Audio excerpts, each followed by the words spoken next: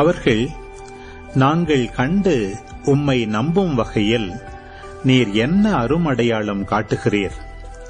அதற்காக என்ன அரும் செயல் செய்கிறீர்?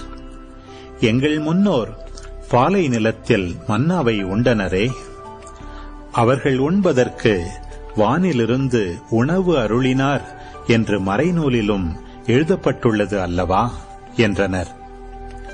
இயேசு அவர்களிடம், உறுதியாக உங்களுக்கு சொல்கிறேன், வானிலிருந்து உங்களுக்கு உணவு அருளியவர் மோசே அல்ல, வானிலிருந்து உங்களுக்கு உண்மையான உணவு அருள்பவர் என் தந்தையே. கடவுள் தரும் உணவு வானிலிருந்து இறங்கி வந்து உலகுக்கு வாழ்வு அளிக்கிறது என்றார். அவர்கள், ஐயா, இவ்வுணவை எங்களுக்கு எப்போதும் தாரும் என்று கேட்டுக்கொண்டார்கள். இயேசு அவர்களிடம், வாழ்வு தரும் உணவு நானே. என்னிடம் வருபவருக்கு பசியே இராது.